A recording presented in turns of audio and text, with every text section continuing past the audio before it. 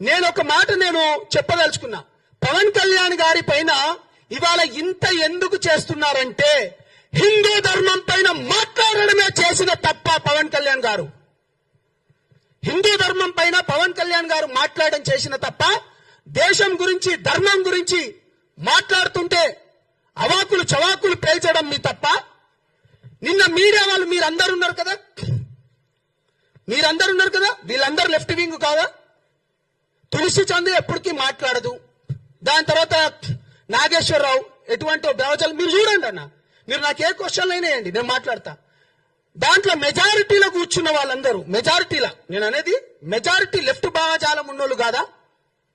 మీరు దేశం పైన ధర్మం పైన కొట్లాడటానికి సౌత్లోకి వెళ్ళి పవన్ కళ్యాణ్ గారికి మంచి ఆదరణ వస్తుందని చెప్పేసి అందరినీ ఏకఛత్రాధిపత్యం పైన నడుపుతున్నాడని ఇంత కుళ్ళెందుకురా బాబు మీకు?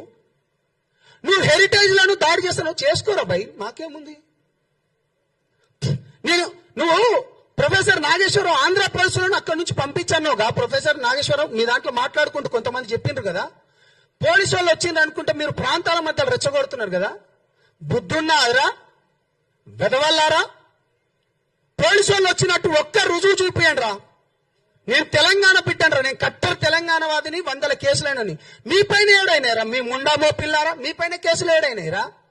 అరే నేను జైల్లోకి పోయినన్నా, నేను జైల్లోకి పోతే నాకు బెయిల్ ఇవ్వలేదన్నా, నేను ప్రత్యక్ష సాక్షిని. నాతోని శ్రీశైలం అనేటోడు నా పైన 100 కేసులు వేస్తే మహబూబ్ నగర్ జైళ్ళల్లో 8 సంవత్సరాలు తిరిగిండ్రా. మీరెక్కడున్నారా? అరే పృథ్వీగా మీ అయ్య చేసేడు కావచ్చు ఉద్యమం, నేనేమంటలేను. నువ్వు చేయవారా బిడ్డ?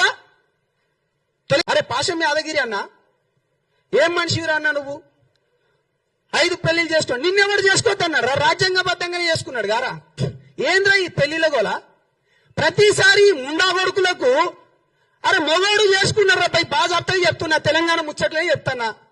ఏంద్రా మీ బాధ? రాజ్యాంగం ప్రకారమే చేసుకున్నాడు. ఏనంటే 3 పెళ్లిళ్ళు